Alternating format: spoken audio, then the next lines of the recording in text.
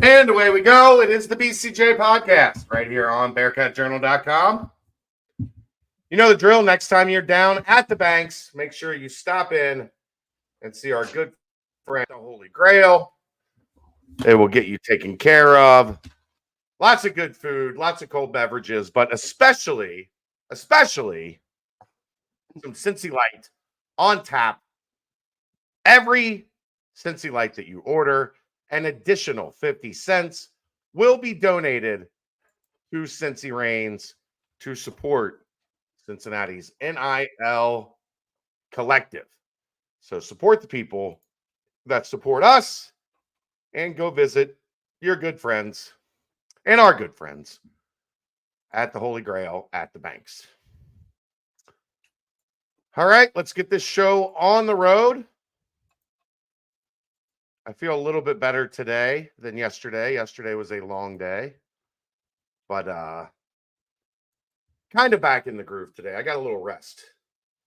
That was long couple days. That was as bad a drive as I think the second worst drive I've ever taken. Just rain the whole time. Fog and rain the entire time. And I don't know exactly what happened, but our front windshield wipers, no spray. Oh, so you get all like the snow crap build up. You're getting all the salt and all the gunk and everything on your windshield. I thought at first, because like Sunday morning when we picked the car up, it was like 6 degrees. So it's like, it's frozen. Like, yeah. But at some point, like we're going to be driving for 9 hours. It'll warm up and we'll have it. Just none in there? No, the back worked. So I don't know if there was like something in the line or the line busted because of the cold or whatever. But yeah, so for most of the drive, it was just salt like caked on the front windshield with very little ability to see. We actually wanted it to like drizzle and rain. Oh yeah, because then you could see. So it was a long journey home yesterday. Well, looks like the Lady Bearcats got a steal and score for the win against Oklahoma State just now.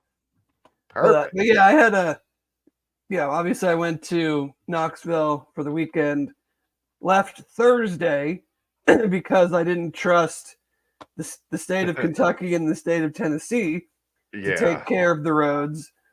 They were fine. Thankfully left Thursday because we got all the snow overnight on Thursday into Friday morning, which would have been a problem. Wouldn't have been fun. Then decided it would be a good idea to go to the Lions playoff game.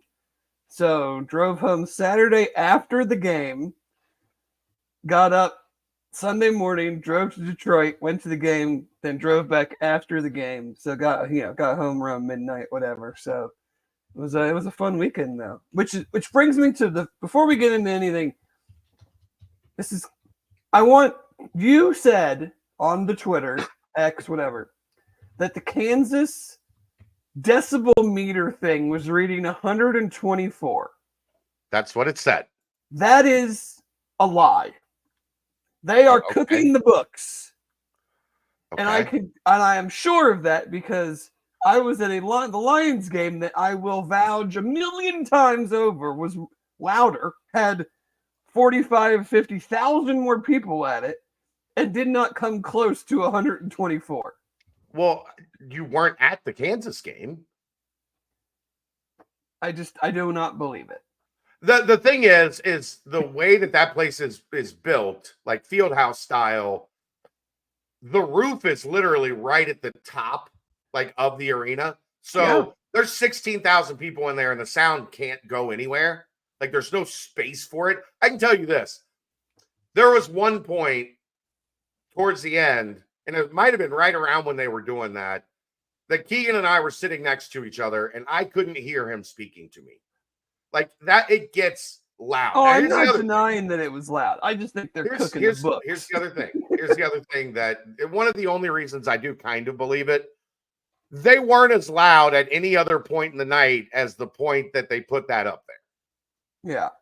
Like it was a challenge. Like let's, like it used to be when they would show the sure thing, and that would be the loudest that it would get all Yeah. night. Like it was the loudest it was in there was when they showed that purposefully.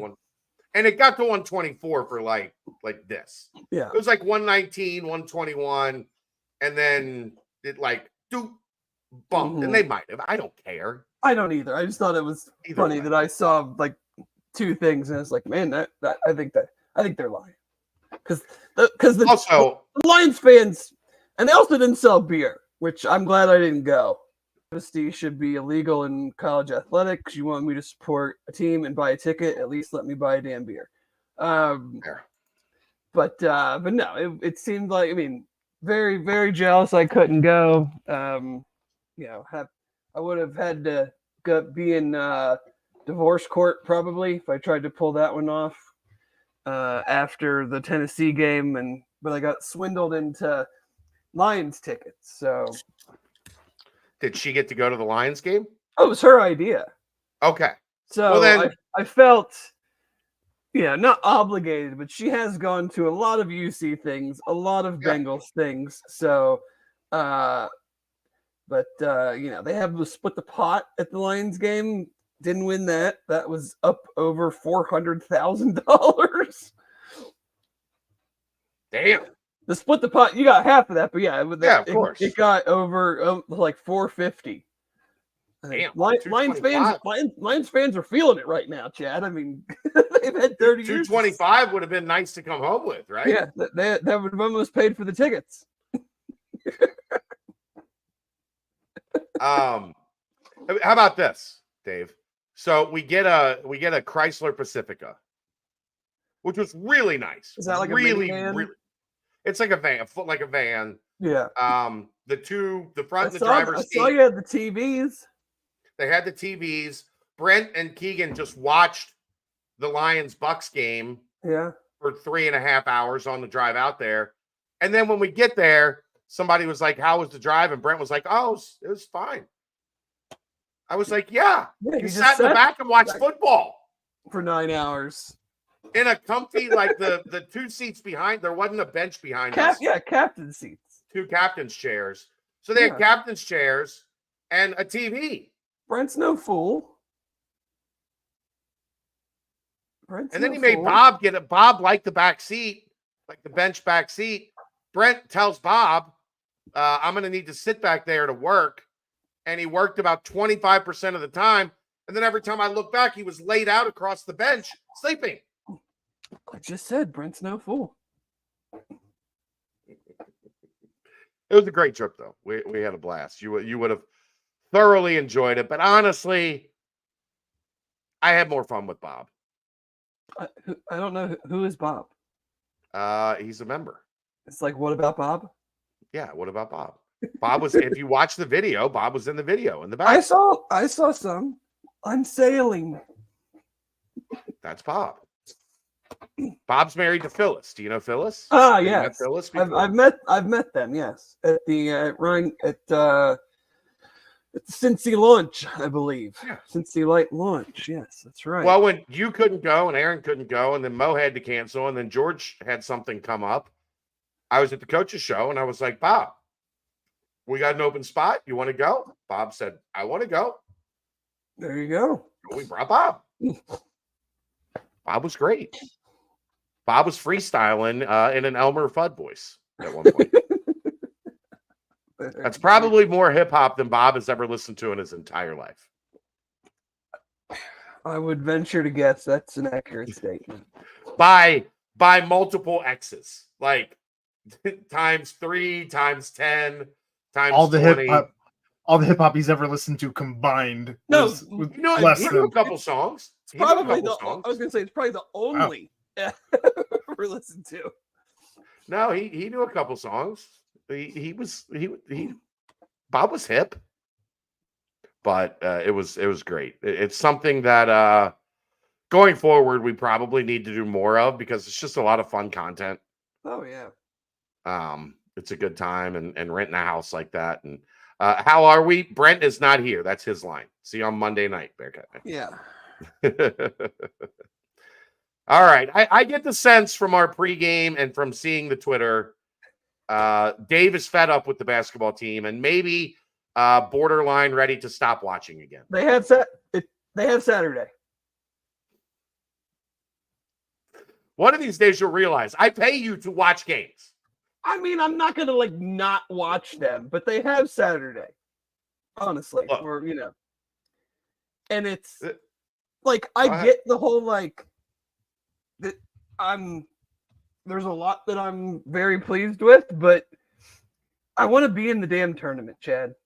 That's really what it comes down to. And I just see all these missed opportunities, and I look at this league and I go, how many clean games are you going to get? Probably 1, 2, maybe at home where you have it going and the other team doesn't, and it's a fairly clean game. So if you're only going to get 1 or 2 games like that, it's just it's hard for me to like look at it and go, I'm thrilled that they're in all these games, thrilled that they, got down against Kansas, got down against TCU, but to me, expectations change in a season and in a game where it's like, did I go in expecting them to beat Kansas? No, I did not. But when it's tied at halftime, I say, all right, now let's figure out a way to get it done. They're not playing great. You're not necessarily playing great. It's tied.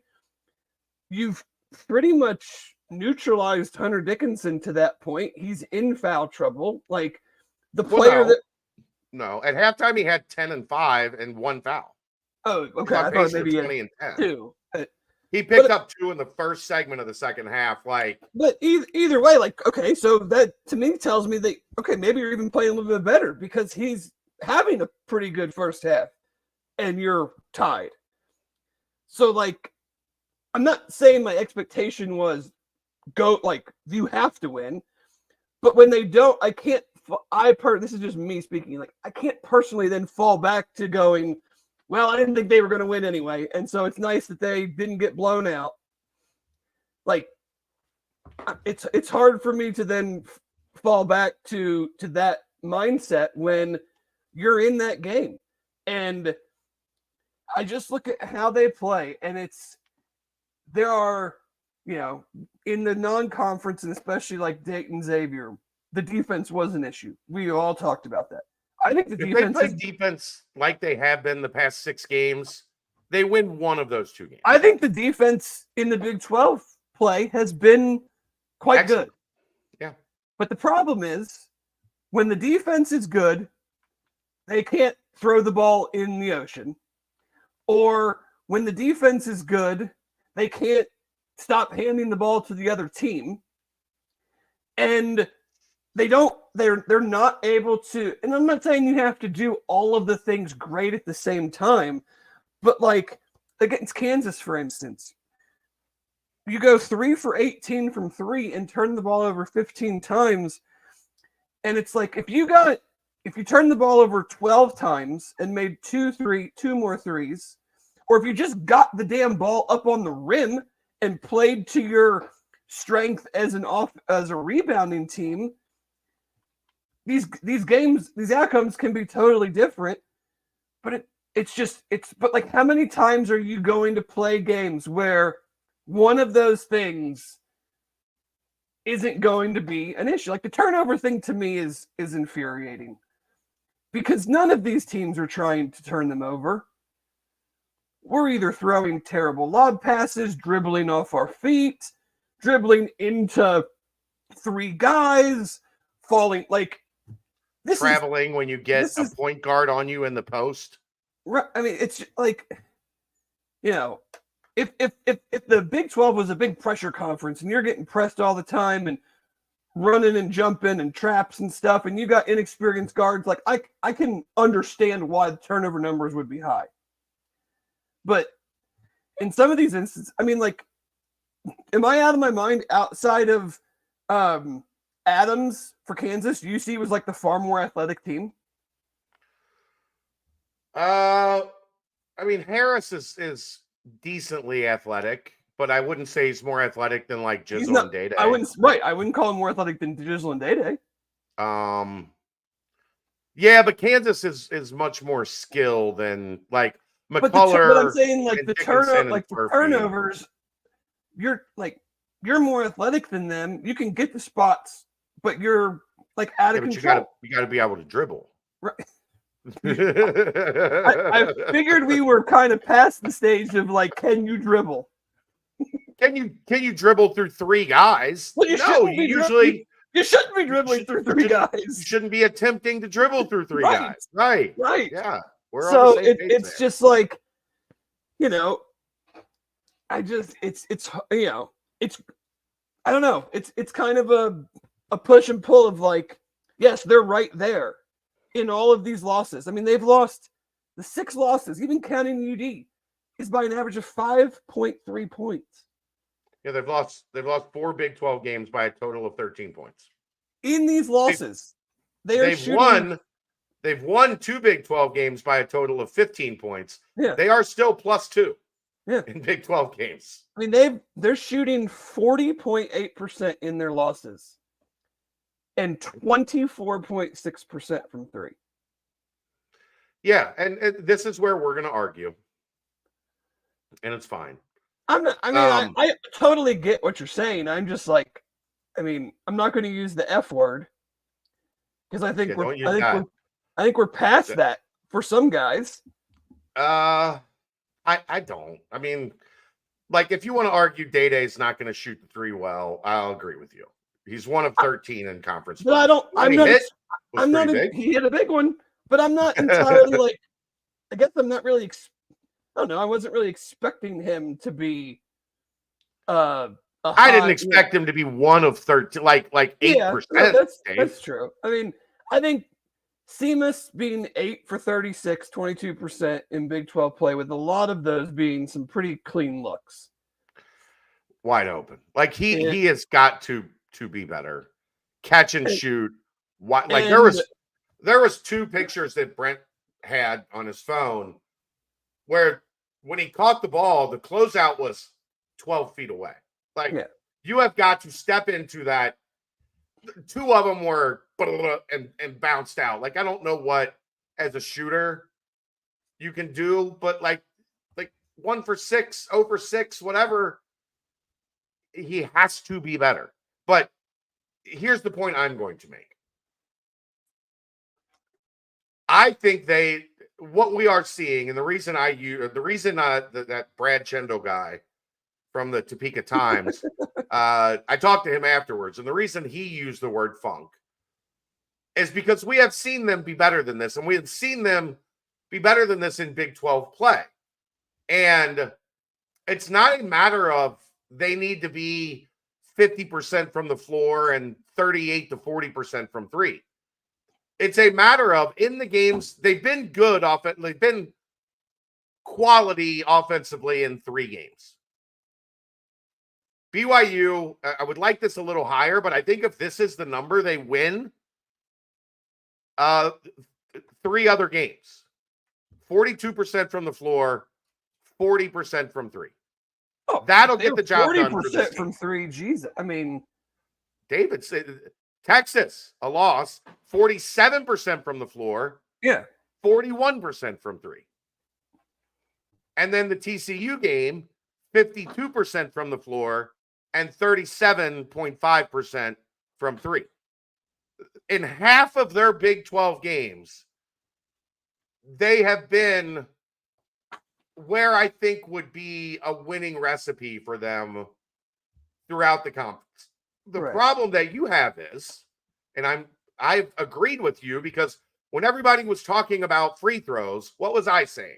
It's not. Yes, free throws are a problem, but there are other problems that need to be more consistent, that need to be fixed. If you miss 8, if you go 60% from the line and you miss 8 free throws, but you make 5 more field goals. Guess what doesn't matter? The free throws. The 8 free throws that you missed. Like, there is one game I would be willing to say free throws cost them, and that was Texas, because they shot 47% from the floor. They shot 41% from 3. That is good enough to win. They won rebounding, but they were 8 of 15 from the line in a 1-point loss. Okay, that one, sure. But in the other 3, Baylor, 39% from the floor, 19% from 3. Oklahoma, 38% from the floor, 26% from 3. Kansas, 39% from the floor, 16% from 3. So you basically have 3 pretty quality offensive performances and 3 just there's offensive performances. Like, There's nothing here. Just be bad. Don't even just if you're just That's bad. my whole stance is if you can just get to like not good, like just a little below average, like national average. right? Then you're sitting at 4-2 or better right now.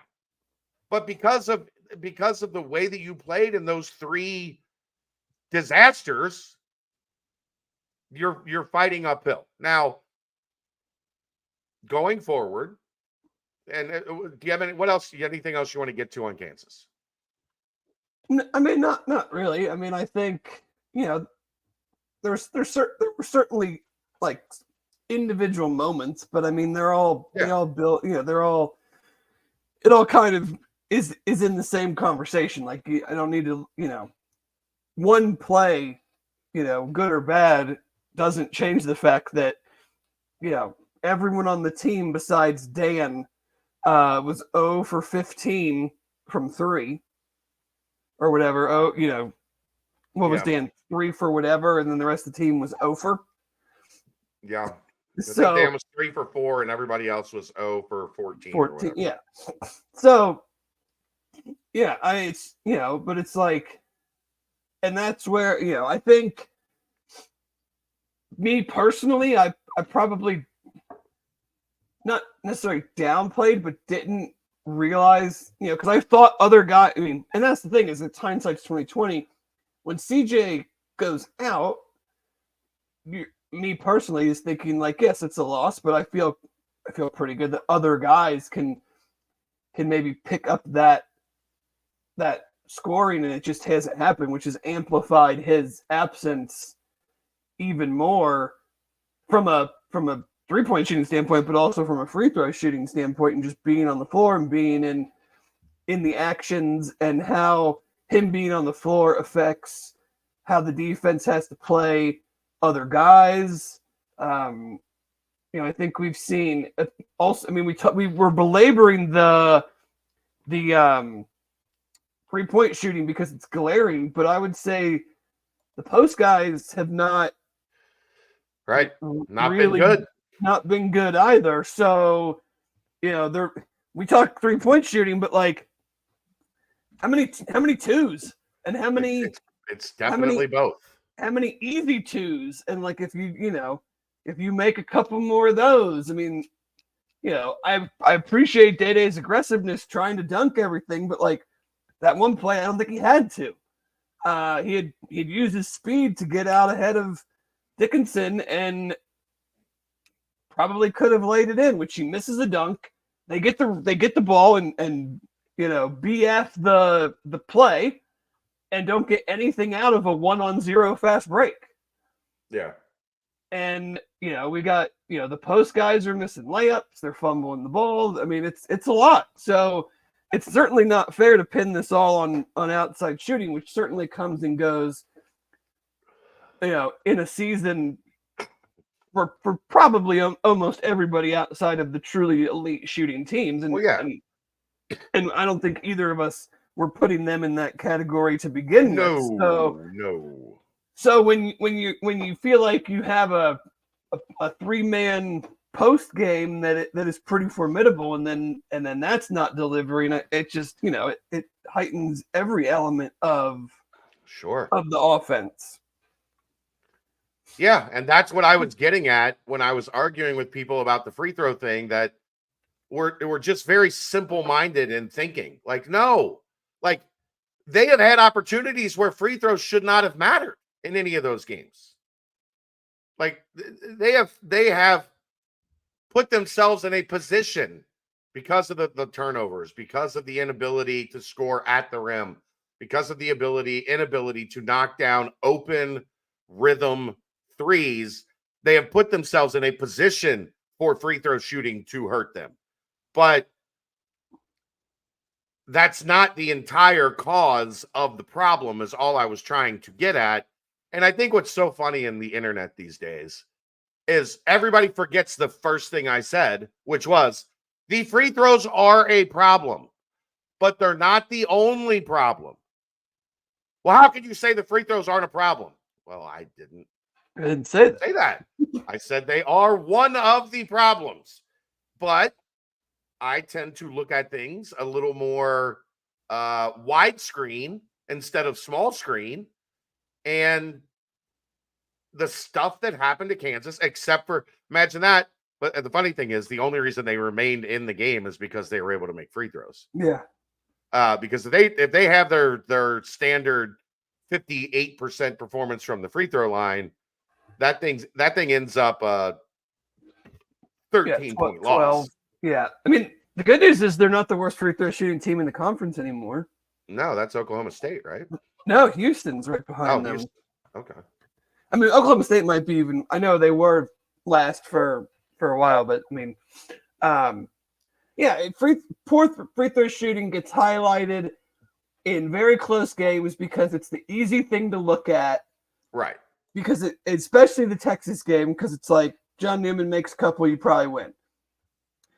And so it's glaring and it's easy to look at when it's like we lost by 2 and we missed 8 free throws. If we had only missed 4, we would have won. Like, right. But the bigger issue to me is like, and they're all big issues, but it's like we went 4 for 17 in the paint. Yeah. If we went 7 for 17, which is still really damn bad, you'll probably win against a team that didn't have a shot blocker. I'm just throwing that number out. I don't know. No, the numbers were, I don't have the exact numbers, but they weren't great in the paint against Kansas. Right. With that against a team like Texas, they were bad at the rim at times. And Texas is the shot blocker for them was out. Yeah.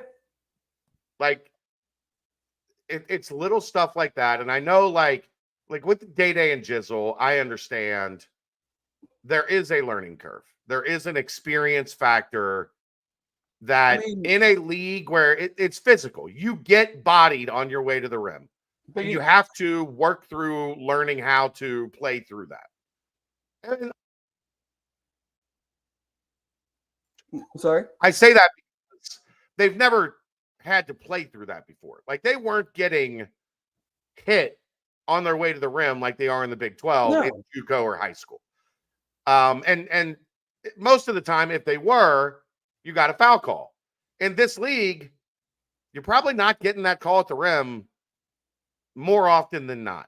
And they have to figure, we've seen Day make some progress. Like, yeah, the missed dunk was annoying. Like, yeah, but I mean, he also like did a good job shielding himself and like getting an and one. So right. I mean, he's getting better. Here's my question though, is like, and this might be you can tell me like this is idiotic, but like outside of just saying, well, we just need to shoot better, how can they actually, like, what can they do to actually fix it? And is this like, I'm to the point now, like, I want to see more of Day and Jizzle together. I do too. Because from an is the way they attack, the way they create separation, the way they can get in the paint and make the defense shift, at this point, is that more important than any deficiency that they might present? And I'm not saying that it's going to happen like 30 minutes a game, but like, is Jizzle that bad defensively that they can't play together a little bit more to try to get something going offensively or get to the line? I mean, they're both pretty good free throw shooters. Like, just a way to get this offense. The offensive flow seems okay. Like we said, they've missed a lot of open shots. It's not like they're getting like 7 shot clock violations a game because the Big 12 teams are so long and athletic that they just can't do anything against them. Or they're taking a lot of shots with 2 seconds, 3 seconds on the fade away threes or triple team shots in the I don't see a lot of that. So saying the offense itself is the issue, I don't really see that. But I agree. Is playing them together a little bit more a strategy that from an strictly offensive standpoint, I know the risk you're taking defensively, but they're losing these games because of offense. So I think the problem with that is, and I have been talking about it since the Xavier game, I think, seeing them a little bit more together. I think the issue there is they have both been so bad from 3 that teams, if you put them both on the floor together, teams are going to go under ball screens. Yeah. They're going to sag, and there's not going to be those driving lanes that you hope that they open up. That would be my only concern. I still, I guess, and we saw it a little bit against Kansas, and I would like to see it. I think it's one of those things that start out at 5-6 minutes a game and see if it works that day. But I do worry that if you have both of them out there and neither of them can be a threat to stretch the floor, that you're just going to see 5 guys with a foot in the paint. And saying, okay, I dare you. I dare you to beat us over the top. Right. That would be my biggest concern. And I think it's probably, especially, I think if you had CJ, where you could set CJ up on a wing and get a high ball screen and get one of those 2 to play downhill with CJ there for the kick out, maybe it changes the math some, but I worry that we would see a lot of that. I don't disagree with any of that. And me saying this idea, there's no ramifications to it whatsoever. I've said it. I would like to see it more. At the same time, who cares? See what happens for a couple extra minutes. Yeah. And if it doesn't work, then it doesn't work. But I think what's the alternative offensively right now? Guys are just missing open shots. Yeah, but you know what coaches think? The offense is working. We got to let them power through it. We got to let them figure. I mean, they have, as I pointed out, there have been 6 games. In 3 of the games, the numbers have been acceptable. And in 3 of the games, they haven't. And, there are going to be bad nights in this league because the other teams are really good. And sometimes that's the scary part. They haven't really had a bad night yet. No, they've had offensively. They have had bad but nights. I mean, where it's just where the whole thing is kind of a mess, which everybody's going to have. And yeah, but I think that's probably the promising thing, Dave. Is if you look at who they've played, right? They haven't had a bad night. They haven't had a great night. Like BYU, I guess second half of BYU. But that's was as good as they've looked. To me, though, is the frustrating thing because it's you haven't had the bad night and you've been right in there, but you haven't been able to kind of take it over the hump because it's just because you shot 38% and 15%. You have to help yourself at some point. Again, I'm with you. The offense, there are many years where offensively they were not getting a lot of good looks. No. Or they were having to make tough shots far more often than they needed to. That's not been overly a factor. Have there been stretches of it? Sure. I mean, just look back at Landers and Dave. How many times we talk about if they both don't score 20, they're getting blown out. Yeah. And you're in kind of that, Dan tantalizes and then disappears or doesn't show up at all or is great the entire game. So it's you can't really count on. There's really no one right now offensively that you can count on to produce at least a fairly consistent night. You know what's crazy is the guy that you kind of can count on to do that has been John. Yeah. More often, far more often than not, he's been able to bang an open 3 or 2. He's been able to score at the rim. He's been good in transition. One of the few guys that's been good in transition. But that's part of the problem. Is also highlights the problem. He needs to be like your third wheel. Or fourth, right? Like, and it's good that John gets 9 and 6 a night because we have these two guys getting 14 and 15. Right. So yeah, that kind of what it comes down to a lot right now, Dave, is they can't get Seamus and Dan good on the same night. Well, that's the thing I mentioned earlier is like on the nights you play good defense and don't play terrible offense, you throw the ball to the other team. And the nights that you don't give the ball to the other team, you can't throw the ball in the ocean. Yeah. So it's like the whole thing is just not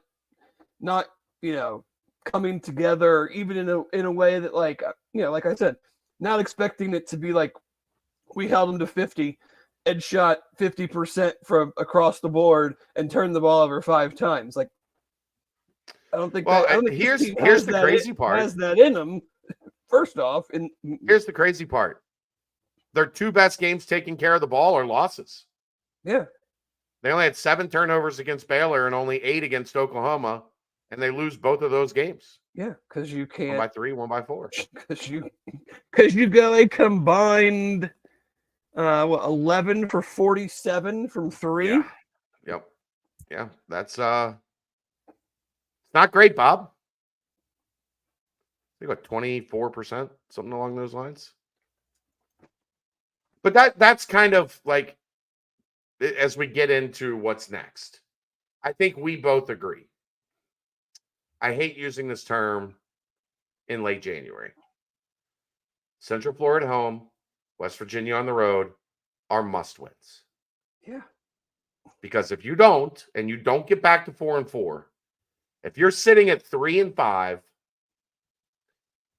with 10 to go, right? 3-5 and at Texas Tech and Houston at home are the 2 games after that. Right. And then Iowa State, who's really good. Like those are your Houston at home, Iowa State at home are the home games. It starts with a 2-game road swing, West Virginia and Texas Tech. If you don't win these next 2, let's just say 9 is the number. Like you need to get to 9 to get into the NCAA tournament. If you're sitting at 3-5 after 8 and you have 10 to go, you have to go 6-4 at Texas Tech, Houston, Iowa State, at UCF, which is where they've been really good. Oklahoma State at home, but then you end the season at TCU, at Houston, Kansas State at home, at Oklahoma, and then West Virginia at home. Yeah, I mean, it's how are you getting to 6? The data can say whatever you want to say, and you can say like, oh, they're top 30 in KenPom, and they're top 30, but they're 1-5 in quad 1 games, and you just all that data doesn't mean anything if you don't actually beat anybody. Right. You know why they play, Dave? To win the game. You play to win the game. There's not like a column where it's like quad 1, quad 2, quad 3, quad 4, and then really good in your first year in Big 12, but still lost. Yeah, close loss. Close losses aren't on the committee sheet. Because like all those metrics are like, yes, how you play.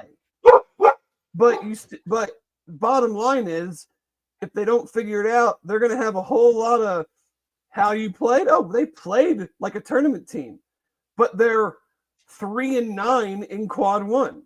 Right. And there's going to be a whole lot of teams with way better quad, No, there's not really at the bottom, back of the bubble. There's not at the bottom, but I mean, like I know. You're just not you're not going to be in a position to. You have to get wins. You have to win. Like you have to get to 20 wins, And if you don't get to 19 or 20 wins, you're not getting in. Like that's how it goes.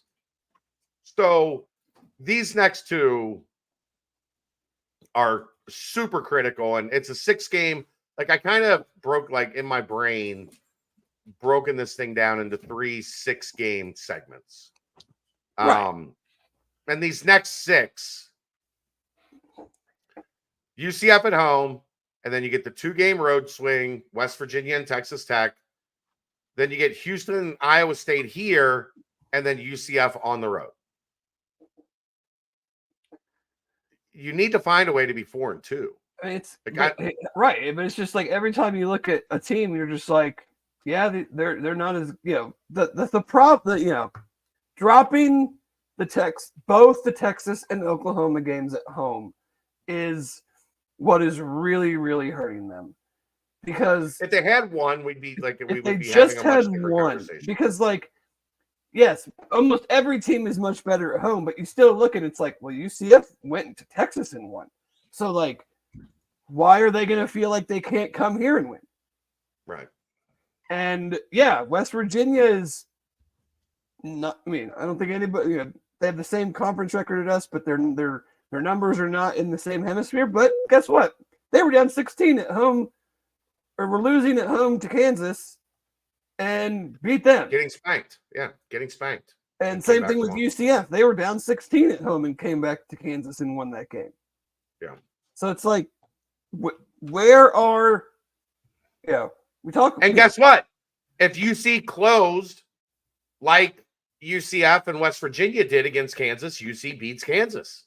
Right. And that's because they made shots, they got offensive rebounds, like they made plays. But the two close home losses get magnified because it's like, I do not expect to win a single road game. They've already won one. Right, so they've won one. They've far exceeded your expectations. Yes. But I mean, like going in, you're like, I know. You figure they're going to, but like you just don't go in going, oh yeah, we're gonna win this road game. So that's why winning the home games are magnified even more. Right. Well, so yeah, Saturday is, man, that's because I think just from a mentality standpoint too, it's like now we're 1-3 at home. And guess what? Central Florida is really good on defense. Yeah. They're pretty bad on offense.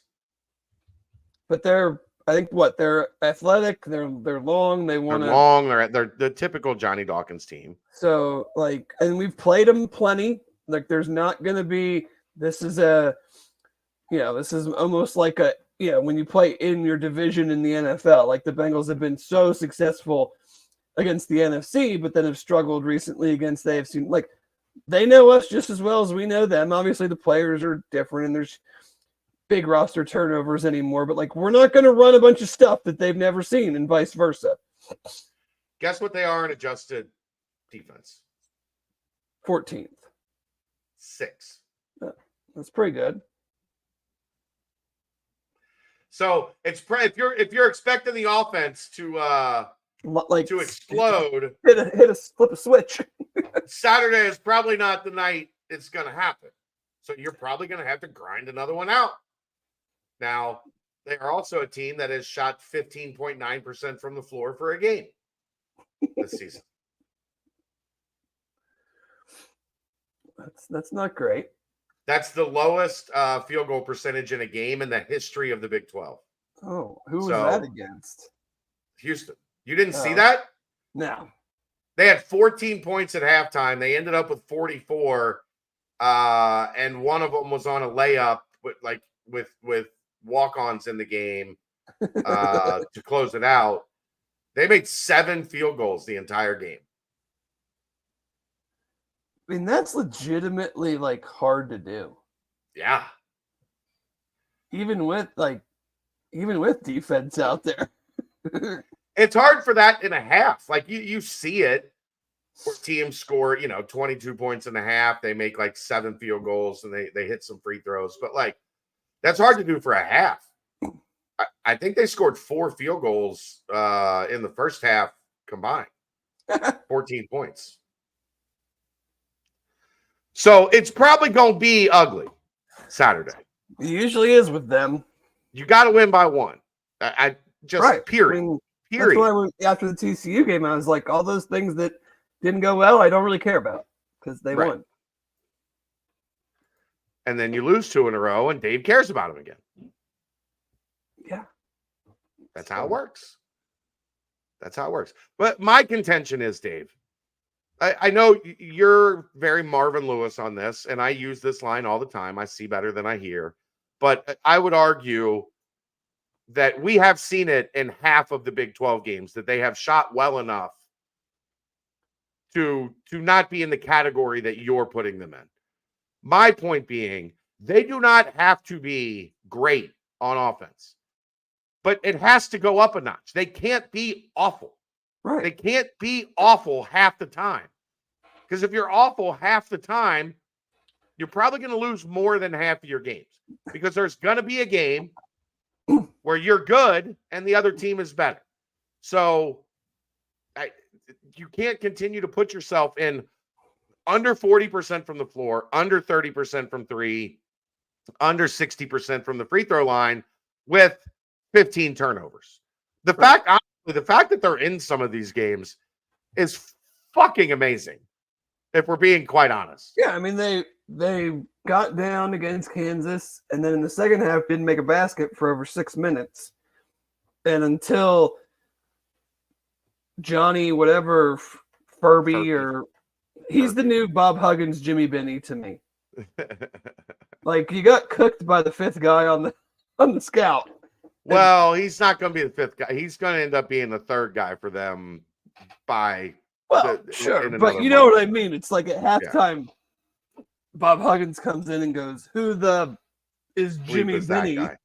Yeah, old UD game reference there for the old school fans. But yeah, like, you know, and then until he hits that 3 and makes it 10 with like 2 minutes to go. I mean, it was close, but it never really felt like they were in a position to truly steal it. Like, it never got lower than 4. And they always, when it got to 4, Kansas always seemed to have an answer. Yeah. But yeah, I mean, it's another game where the coaches are probably watching it and looking at it and going, we turned it over how many times? We shot what? And we only lost by 5? Like, what the is going on? Right. We get how many step-in rhythm looks from 3? We get how many, like, that's got to be more infuriating than getting blown out. To an extent, yeah. It's probably why you yell at Brad Chendall from the Topeka Times for mildly suggesting it's a good thing you have a couple days to get your team out of the F word. Mm-hmm. I felt bad for that guy. Yeah, part of the job. It is. Gotta ask the tough question. That sometimes you ask the tough questions, and that's what happens. I do appreciate that he was willing to ask the tough question. Mm-hmm.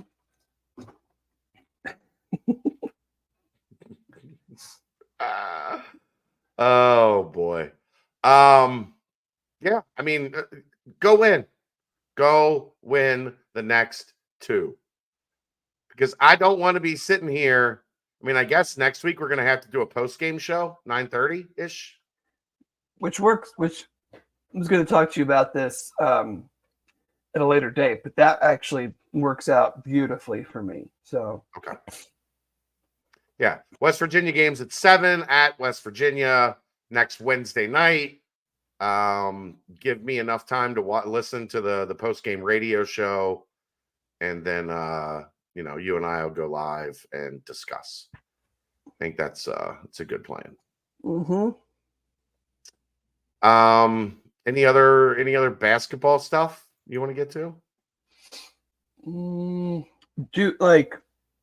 I guess we don't really talk injuries, but it's pretty. Everyone knows what CJ's injury is. Is this still like another month? Is it? So he's, from what I've heard, like, indefinite. he's running. He's back to running. I think they want to give him maybe the rest of this week to build back up some of that muscle memory and stamina and all that stuff. And then hopefully by next week you start to get him back to practice.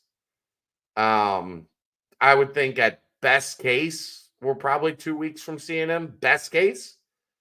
But here's the problem with the hamstring, Dave. It's just even coming like it's not going to be right though. Like regardless, like but I'm saying like in this recovery process, if he wakes up one morning and it's sore, back to start over, right? Like you can't risk rushing it back with that injury because if it's not healed 100%, you're susceptible to doing more damage. So ultimately he has been running, which I think is obviously a good first step. He's been shooting some, getting back to just being able to take spot jumpers off of kickouts and passes. But a lot is going to be dependent on probably this week and next week, how it responds as they start ramping him up to more and more activity. So, and I mean, they can get him back for February. It would be a really big help. February going forward. As it stands right now, that is a wing shooter is a question because there are some games where Dan looks great, and there are some games where it looks like he's never shot a 3 before in his life. You mean like there's some halves? Yeah, well, Kansas didn't give him a lot of opportunities in that second half. It didn't feel like. Yeah, I mean, I think he was, and I don't necessarily fault him for it because no one else was really doing much. Right. Like I think he just tried to take matters into his own hands, so to speak, and was guarded.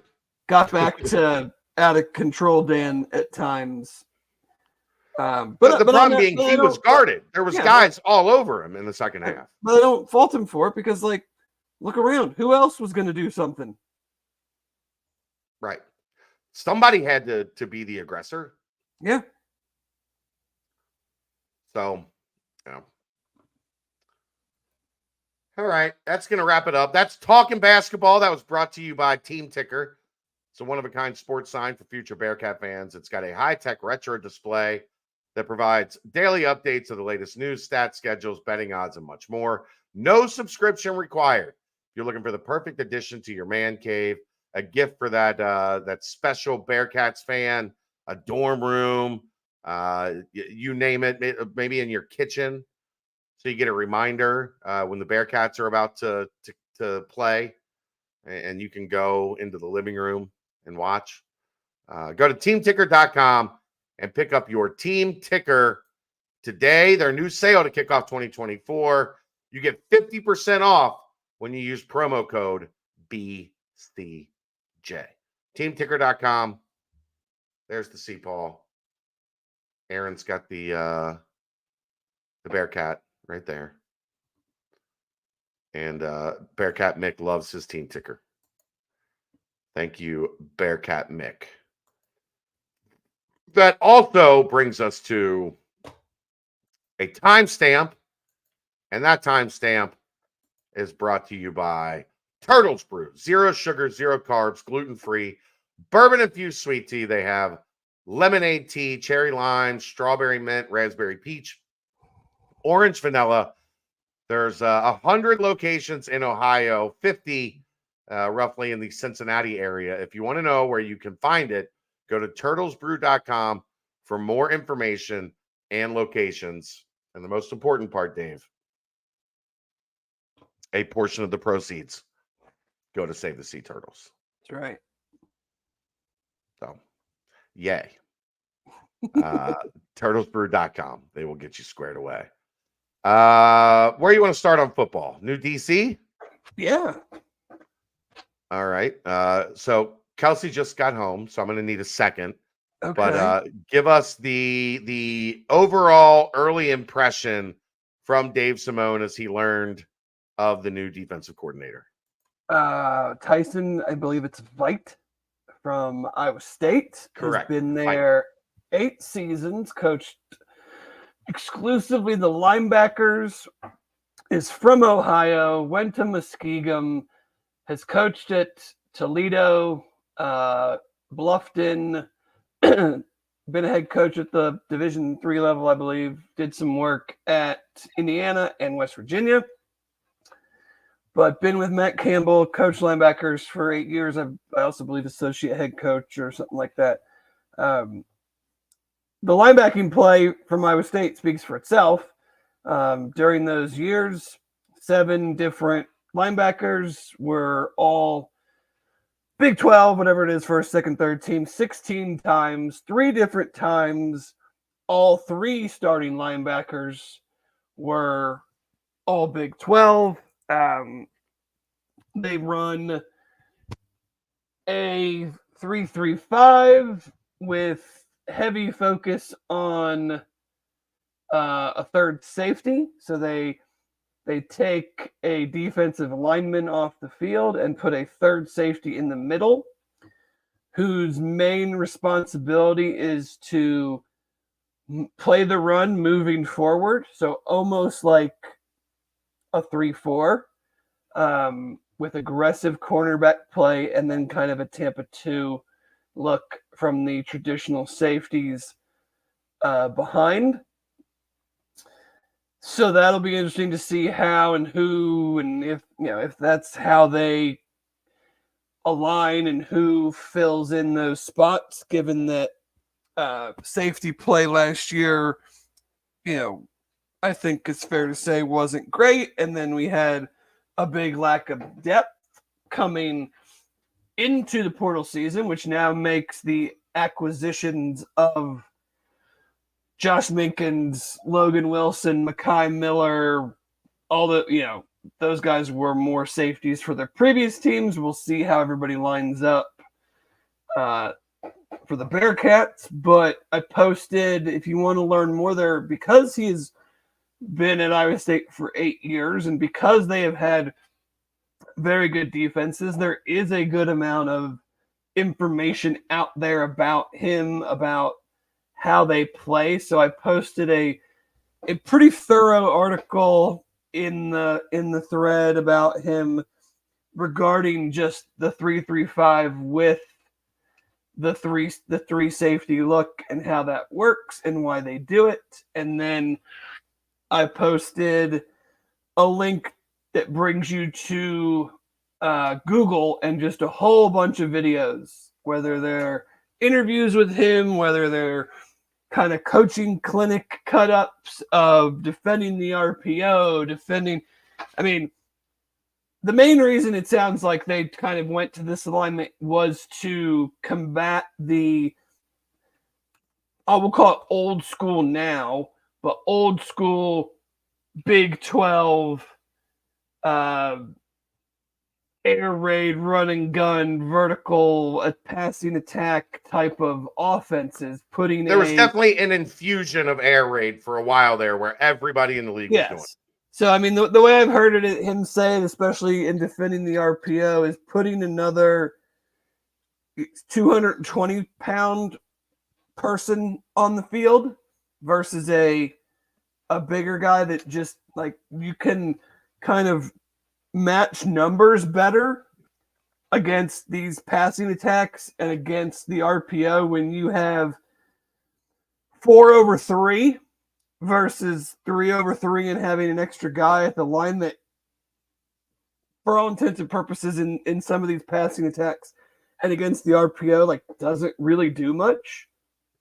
Can't really go against that. And they have not been, and the thing is, even going to this, they have been excellent stopping the run as well. So they have been able to, I think it goes back to how they've used this third safety as almost a,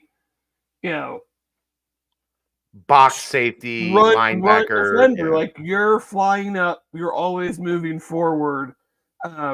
You're in the middle, so to speak, but maybe on the head. I mean, I need much more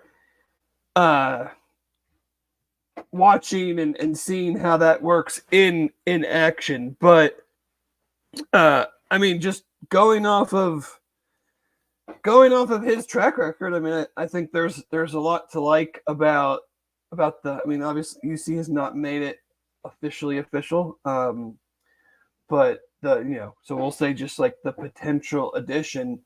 But the way I kind of look at it anymore, and I know I could be wrong, and I know recruiting is the lifeblood of everything, and you always need to have the best players, but I also kind of I want my coordinators, especially, or my whether it's Coach Satterfield because he calls the plays, and my defensive coordinator in this case, is going to run the defense, right? I want their focus, not solely because that is unrealistic, but I want their every waking moment trying to figure out how we gain an advantage on Saturdays, and what is the one or two things that we can do schematically and with our personnel that gives us the best chance to win. And certainly you can't be a zero at recruiting, right. But I don't nobody think can be. But I don't think you get to the position he's in if that were the case.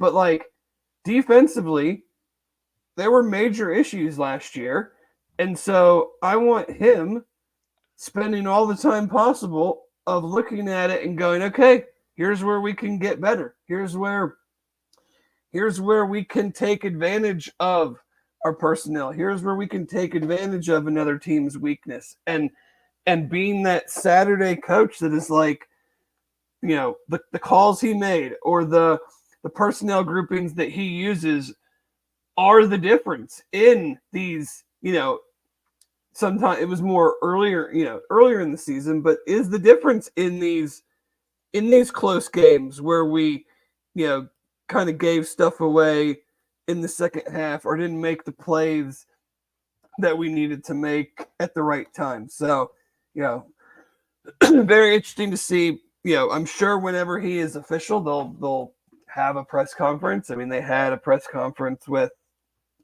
the other coordinators. They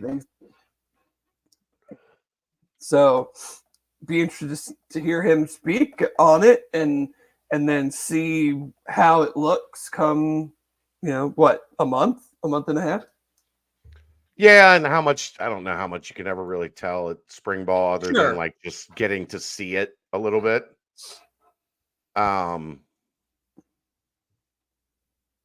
Yeah, I do still have a little concern that it will be his first time calling defense, but that is alleviated by the fact he's had 8 years of experience dissecting Big 12 offenses.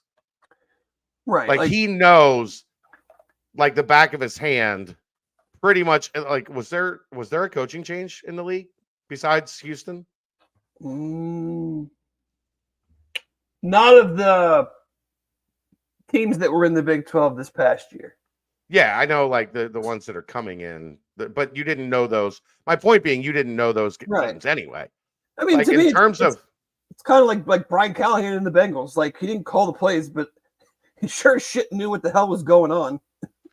Right. This is a guy that has deep Big 12 experience. He didn't call the play into whoever, but he has a great idea. I mean, I assume he had a great idea of what the heck was going on. Yeah, you would think. So that would be the one thing, I would have preferred somebody with more experience doing that. But I also understand that this guy puts you in a different situation because he has seen it all. Right. All of it. So, and the funny thing is, Dave, this isn't, you look at the backs that are coming back in this league, it ain't a pass first league right now. No.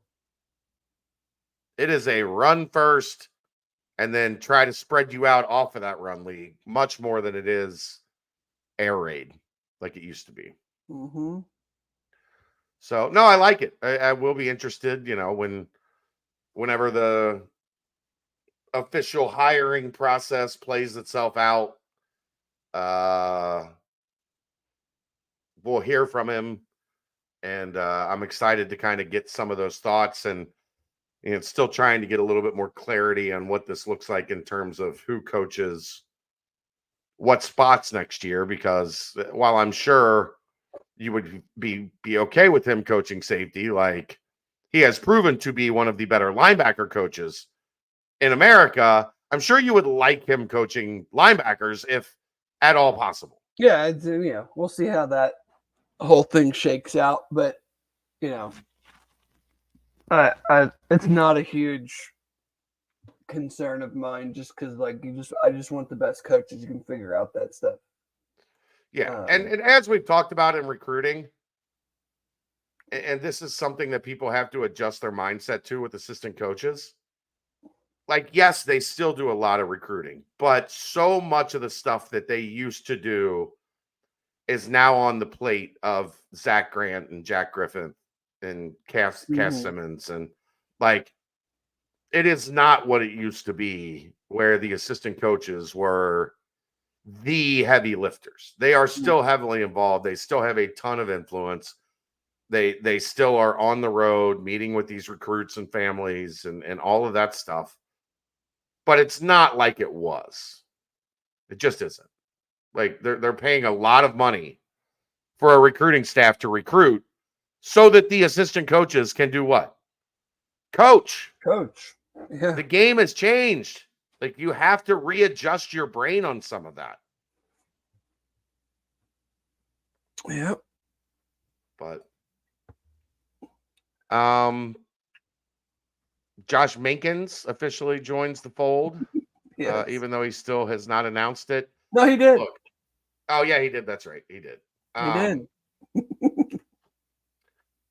Some of these guys in the transfer portal, man, they just don't care if it's announced or not. I would be the same way. Like I don't care. I'm the senior. Like I've done all this stuff. Like I'm 23. It's not important to me to put something up on Twitter that says I'm right going to this school. Like whatever. So whatever. Yeah. But he's here, which is good because now they need another safety. And then his mom came out and said, the reason we're here is Coach Satterfield. He gave Josh a chance. Josh played his best playing for Coach Satterfield, and he feels comfortable doing that again at the end of his career. So I think that's a nice plus as well. You want to get into Harbaugh? We're going to talk Cruton? We can talk Cruton. Have at it. We had a Cincy visit weekend last weekend. Keegan put the 25s up on the board that we're visiting. It'll be interesting to see if any of those guys, one in particular that I am watching, if they are back this weekend, which looks like more of like not really a junior day, but like a early top targets, or some of your top targets type of day. Right. This Saturday, there's already some names that have started to come out and said that they're going to be in town, and we've tried to post as many of those. I think we should have a finalized list probably tomorrow. Yeah. That has been in the works. Obviously a little difficult with us on the road for a couple days. Yeah. But that's something that was in the works today, and hopefully have that lined up with Keegan tomorrow. Coaches have been all over the place. It feels like yesterday and today there were quite a few of them up in northern Ohio. So we'll see what who shows up on Saturday and how that continues to go. But no, there's that's kind of the standard. We're about to enter into a dead period, right? I think so. Because it's like until signing day, because the other signing day is in like 2 weeks. Well, but there's visits allowed to happen for seniors. Yeah. Right. Yeah, you can take your official, like if you're not committed and you're a senior, you could take an official visit this weekend and next weekend. Right. If you're not signed. If you're committed and yeah, you're not signed. That's what I meant to say. Signed. Yeah. Yeah. But yeah, we'll see what comes of that. It's certainly much better having those in Big 12 games than it was because they didn't really play any Saturday AAC games. No, things went to Sunday real quick once the season started. So yeah, those junior days were a little more of a challenge. And it was Tulsa or Temple or like none of them were on Saturdays. So and they weren't good to be like it wasn't an exciting atmosphere to begin with. We played Thursday at 9 at Tulsa, right. And then played Sunday at noon at USF. I don't miss any of that. No, not for a second. I have not watched. I don't believe. Well, I've seen a little bit of some Memphis. A little bit, but not much. And a little bit of some FAU, but other than that, I have not watched a second of that nonsense. Like I'm pretty excited when we get done with this and the nightcap that I'll have the end of the Kansas State Iowa State game to watch. Yeah. I got that on over here right now. Like I have just like been enamored with getting to watch Big 12 games. Game on the computer screen, game on the TV screen, maybe check a score on my phone if I need to, if there's another one going on at the time. It's just good basketball. It's fun to watch. And I'm sure recruits pick up on that. Like they get a better vibe and a better feel for what this is actually like, as opposed to you have like a big visit weekend this weekend. You probably have more of the guys on your current team who are willing to go to the game with all these guys. Like, because it's just I don't know how much that gets to happen, honestly. No, because they not only do they have to buy tickets, but a certain number. They only get a certain number made available. Student tickets for the guys that are already on the team. Tickets. You have to have. It's not like anymore where you just walk up and show your ID and they let you in. So if those guys didn't like ahead of time get student tickets, there might not be student tickets. I'm sure there's a few available for the UCF game. Yeah, but I'm just saying it's not as simple as it used to be. Where you just hey, I have a student ID, let me in. Like there's actually a process. Yeah. So yeah, this one Saturday is going to be a big one. Like I think the list I'm hearing is pretty good. Somebody will complain about it because unless it's all high 4 and 5 stars, it's not good enough. Well, they're not all from Ohio. What are we even doing? But yeah, they've got to all be from Ohio and all be high 4 and 5 stars. It's also how many guys aren't even rated yet?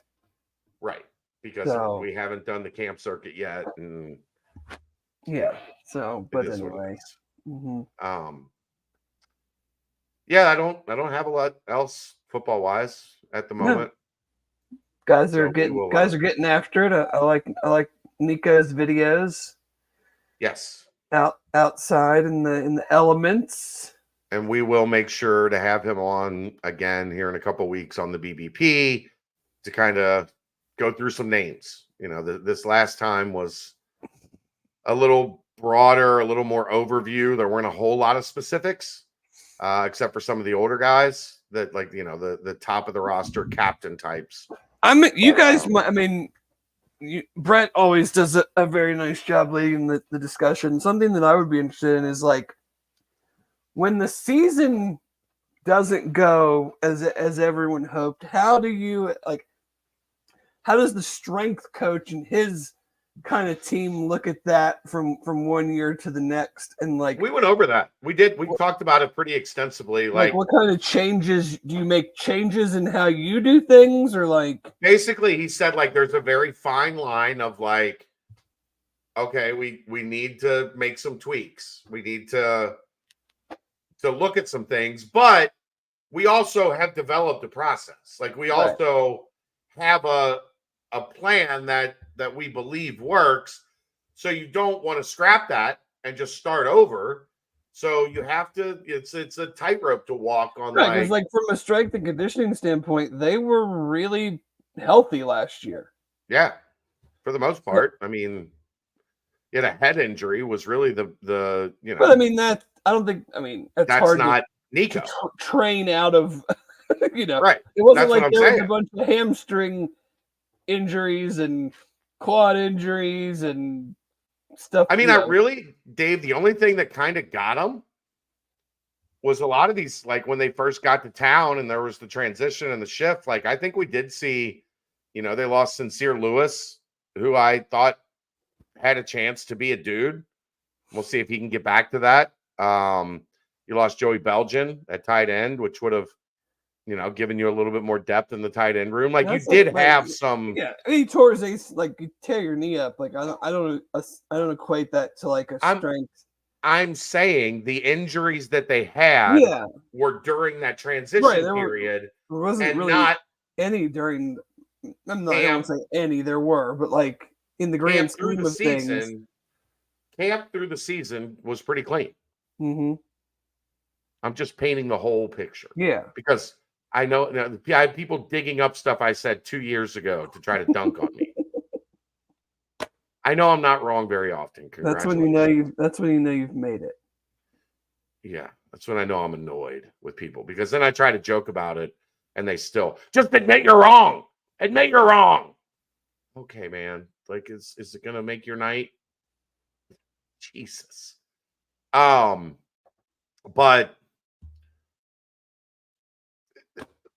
it's an interesting, like we got into it for a while. If you scroll through the yeah, I mean I listened to it and I just not you, but just anybody else that wants to hear it, that didn't hear it the first time.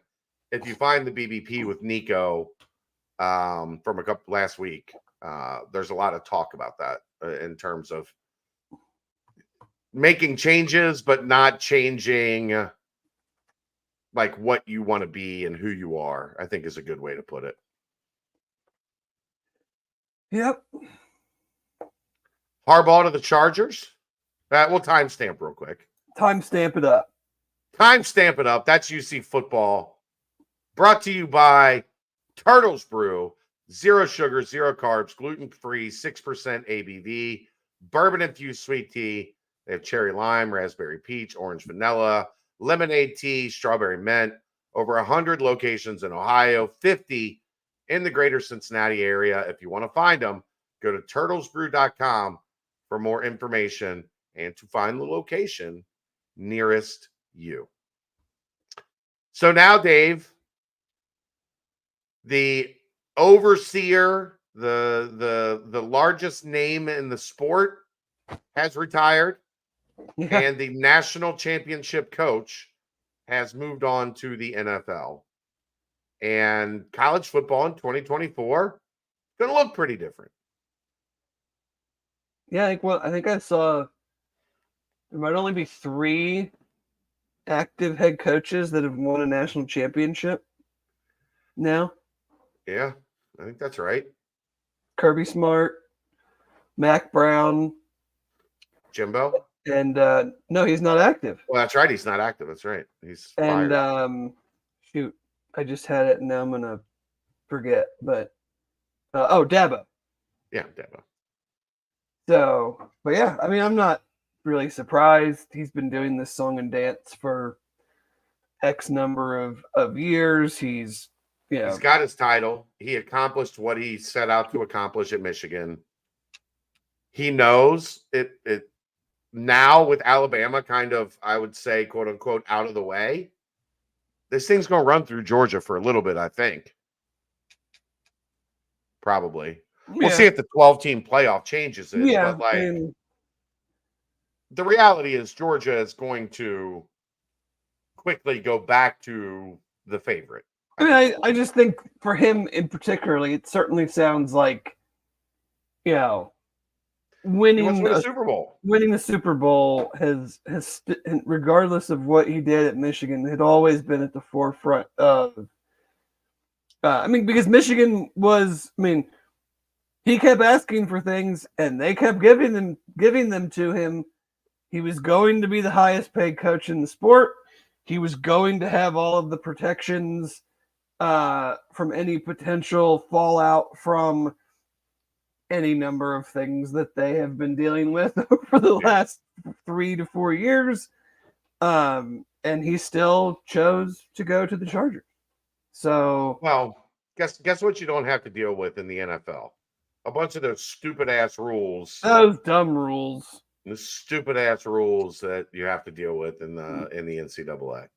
Yeah. Like when they tell you not to do something and you do it anyway. Yeah. Because you don't care. You just because get your team worth however many billions of dollars gets fined like $500,000. Right. And you get fined a couple $100,000 or something. Yeah. I mean, when you just signed like $100 million fully guaranteed contract. I don't know. I just, for me, like it's fascinating that we're about to enter a new era of the 12-team playoff. And there's so much, like Natalie said, 3 of the 4 playoff teams don't have their head coach anymore. Yep. And one of them is the greatest coach in the history of the sport. And the other one was pretty damn good at it and just won a national championship after for 3 years dominating the Big Ten. Yeah. So they didn't lose the Big Ten game for 3 years, did they? I know they didn't lose one the last 2. My memory is probably that they didn't, but I don't know. 3 years ago was the year that they were in the playoff and lost to Georgia opposite Cincinnati and Alabama. Yeah, that's true. So yeah, because 2 years ago was TCU. Yeah. So yeah, I don't think they lost the Big Ten. If they and did, you're getting out as Oregon and Washington and USC and UCLA are coming in, which the days of beating up on Iowa in the Big Ten championship game are thankfully over. The days of playing the divisions are gone.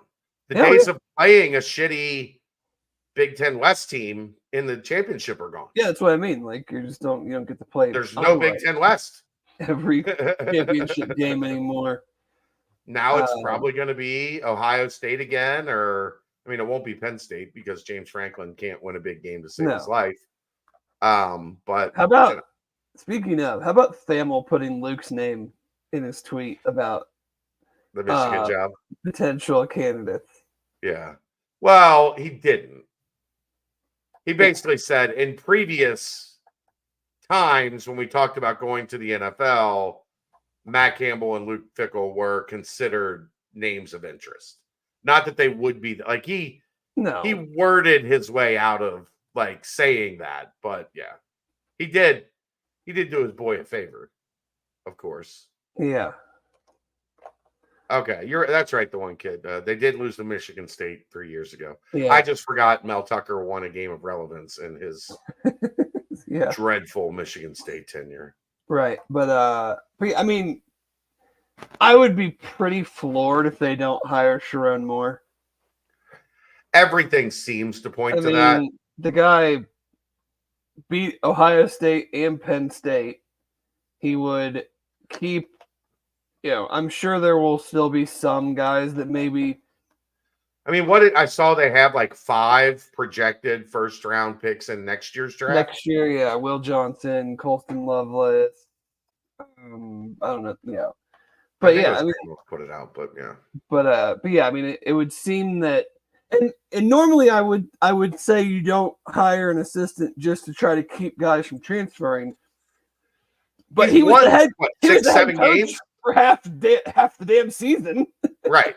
Like he has gotten to see what it looks like as the lead guy. And the offensive coordinator, O-line coach, and those have been very good units for them. It will be interesting to see if Jesse Minter goes with him to the Chargers. I would guess so. Wouldn't you? Like if I've if the heard reports of him wanting to go back to the I've NFL heard are true, him as the DC. I've heard his son, or I guess it's his son, not brother, Jay. I don't know. Is the special teams coordinator, and then him also possibly taking the strength coach. But yeah, I mean, maybe Rick will go to coach linebackers in the NFL. Wouldn't be a bad end of your career gig. Move to San Diego, coach linebackers, what would he do in San Diego? or in LA. I mean, whatever. I mean, he'd rather be in San Diego. I'm sure. I would rather be in San Diego. Absolutely. What a incredible city. But yeah. But yeah, that wouldn't suck. No. I laugh at a lot of like guys are getting out because of NIL and the portal and that stuff. But the one thing you can't deny is it feels like there's been more change at the very top of the sport than most like 2-3 year windows in the past. So there has to at least be some credence to there are some guys saying, I'm over this shit. Like it's constant, it's nonstop. There's no off season, there's no downtime. Well, I mean, it goes back to what we talked about of how terrible the calendar is for coaches. Like, why would you want to do that? Right. Like, NFL coaches take multiple vacations over a 6-month period. They disappear with their families for like a month at a time. And it's like, I mean,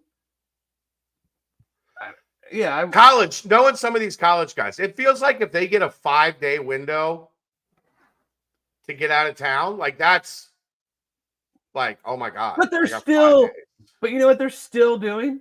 They're still like texting recruits. Yep. And checking in on the off season or the off season program, or it's like you're not actually like detached from anything ever.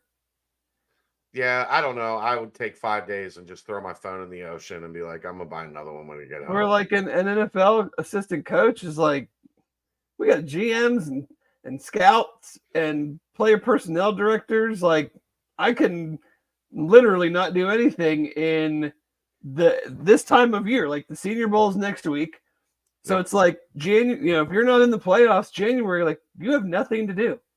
Maybe you start looking at some college tape, but like you're still waiting for combine and pro day and Senior Bowl and all those things to really like truly start as a coach. The scouts and those guys have been their job. I mean, that's their job. They've been looking at those guys all year. But like from a pure coaching standpoint, like you're not even really necessarily digging into the draft yet. No. You're just starting to. Good gig if you can get it. Yeah, buddy. I mean, I think we're just going to see. I mean, the value of NFL teams is skyrocketing, and they're going to be paying all these coaches much more money. And I think we're just going to see it happen more and more. Anything else you want to get to? I don't think so. All right. I think I'm good. I don't really have anything else. So let's wrap it up. Bearcats back in action. You got a prediction for Saturday night? I don't think I'm going to make it. Volleyball season starts Saturday, and apparently we have a tournament that could potentially run. Their first game is at 8 a.m. and potentially their last game is at 7 p.m. That sounds like a fun day. Yeah. Do you have like YouTube TV on your phone or some way to just watch basketball? I have ESPN. I have ESPN Plus. Like I can watch it. I like volleyball. I actually enjoy. Yeah. It's not a bad sport to watch. For 12 hours on a Saturday? No. What I'm saying is in general, there's worse. There's worse sports you could play. Watching volleyball. But it's going to be a long day. Yeah. I was hoping when I saw that we drew the morning wave that I would be able to get out of there by But there's also 4, like an 5 o'clock. afternoon wave. There's tournament play. Like the morning is pool play, Yeah. and then the bracket play is in the late afternoon. You always get your best performances from 13-year-olds when they've been awake for 12 hours playing games nonstop and without proper hydration and nutrition and rest and everything. It's really a great idea to put them through that type of an environment. It's also a great environment for kids that, they're 13, they don't go to bed. Like you can make them lay in their bed. Right. They don't go to sleep. I have it's my kid. Of course she's a night owl. Like, of course she is. Yeah. So they don't get any sleep, and then they I rented a hotel Friday night because I waking up at 4 a.m. and driving, like getting everything ready and driving to Indianapolis and being there at 7 when the team has to be there. No, I'm not doing that. No, sir. So I will be sitting at the Marriott East, having some bourbon in Indy Friday night. If anyone wants to join me, maybe Brett will. No, I didn't invite him. Well, you just kind of said where you were going to be. You might show up. He might. No, I look. Are the bourbons on the BCJ count? I mean, they can be. Hopefully we get this deal done, Dave. I don't know anything about it. I'm trying to work on a deal with New Riff as a new sponsor of the BCJ Podcast Network. There you go. So maybe they'll send everybody a BCJ bottle. We opened the one in Kansas City. Ah, no. Was it good? The malted rye, the Bearcat Journal bottle. It was very good. Very good. It had some teeth. It was one of those that like you drink it and you're like, that's pretty smooth, and then it goes, whoa. Nothing I would know anything about. You breathe fire a little bit, like 10 seconds later. Did you taste, Saturday? Did you taste the leather and the oak and all those weird things that people say that they taste? You can always taste the oak. That's why it's brown. Right. Like, that's the whole point of bourbon. People don't realize this. Bourbon is actually white. It's clear. And then they put it in the oak barrels, and that turns it brown. Do I have a prediction for Saturday? When? I don't know. Like, Cats by 3. Okay. Any volleyball trips to Michigan? I don't think. I think most of the stuff we do this season is Indianapolis. We have a couple, Dave, 2 at Spooky Nook in Hamilton, which actually is kind of worse than being out of town. For me. That's not close to Independence, Kentucky. No. You're almost to Indianapolis in the time it takes me to get to Spooky Nook in Hamilton. But we have 2 there, one in Gatlinburg, a couple in Indy. I think we go to Bowling Green, Kentucky. But we don't go north a whole lot. Sorry, Natalie. I love a good hotel bar too. But all right. There you go, Dave. Hour and 33 minutes tonight. This is your favorite episode of 2024. It's up there. All right. We'll see you next Wednesday. That's the BCJ Podcast, brought to you by the Holy Grail, right here on BearcatJournal.com.